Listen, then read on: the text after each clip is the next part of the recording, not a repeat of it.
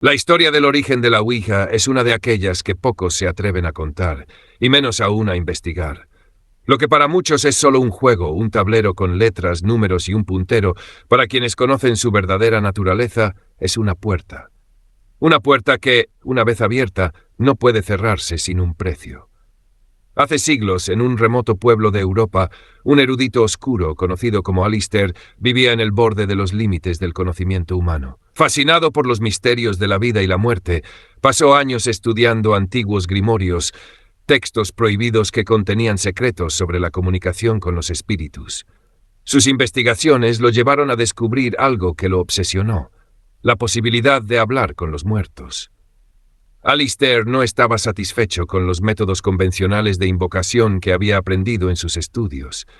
Las invocaciones ritualísticas eran complicadas y peligrosas, y solo funcionaban con espíritus menores. Su ambición era mayor, quería crear una forma más directa, más segura, o al menos eso pensaba él. Una noche, en medio de sus estudios, encontró una mención en un antiguo manuscrito árabe sobre un tablero de comunicación. Las descripciones eran vagas, pero hablaban de un objeto capaz de abrir un portal entre el mundo de los vivos y el de los muertos, permitiendo la conversación con entidades mucho más poderosas que simples almas errantes. Con esta nueva información, Alistair decidió crear su propio tablero. Lo construyó con madera de un árbol maldito que había sido quemado durante un juicio por brujería, y las letras y símbolos fueron grabados con una mezcla de tinta y sangre animal. Para completar su invención, creó un puntero de madera, tallado a mano y consagrado en un oscuro ritual. Estaba convencido de que había perfeccionado la herramienta definitiva para comunicarse con los muertos. Pero en su obsesión cometió un grave error. Nunca consideró qué tipo de entidades podrían responder al llamado. La noche que decidió probar su creación, se encerró en su estudio, iluminado solo por la tenue luz de una vela. Con el tablero frente a él y el puntero en su mano, pronunció las palabras que había leído en el manuscrito, invocando a cualquier espíritu que quisiera comunicarse. Al principio no pasó nada. El aire en la habitación estaba quieto, y Alistair comenzaba a creer que había fallado. Pero entonces algo cambió. La vela parpadeó, y una corriente de aire helado atravesó la habitación. El puntero se movió, no mucho, pero lo suficiente para captar la atención de Alistair. Una sensación de expectación llenó el aire. Estaba sucediendo.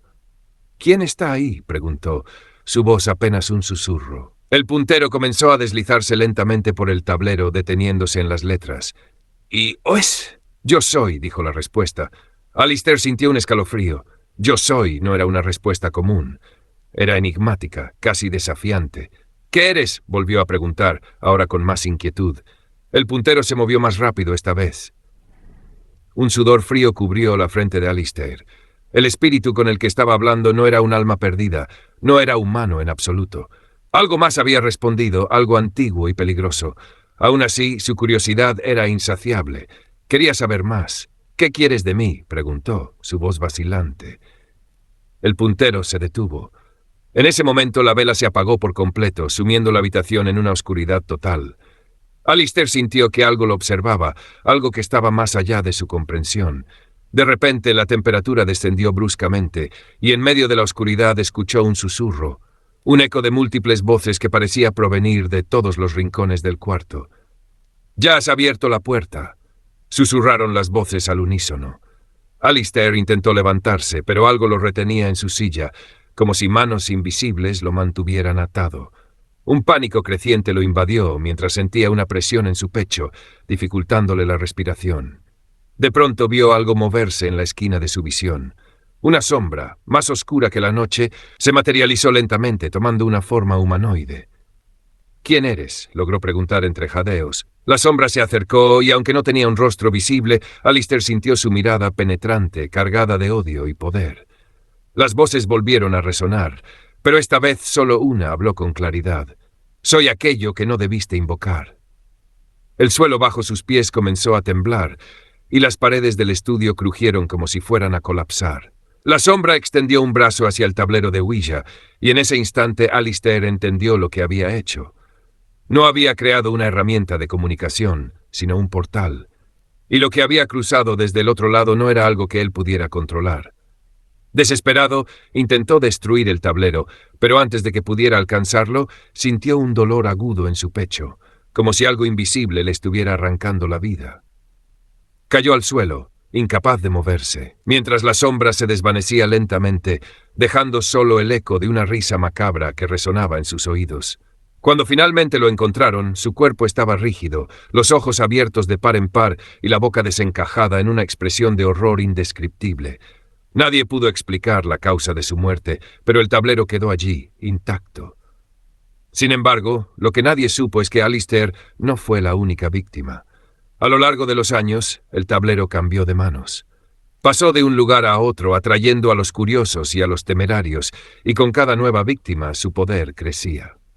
Aquellos que jugaban con él sin saber su origen comenzaban a experimentar pesadillas, visiones de seres oscuros y oían susurros en la oscuridad.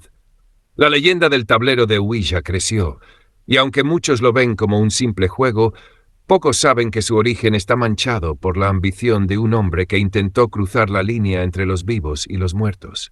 El tablero no es solo un medio de comunicación, es una puerta, y quienes se atrevan a abrirla deben estar preparados para enfrentar lo que acecha al otro lado.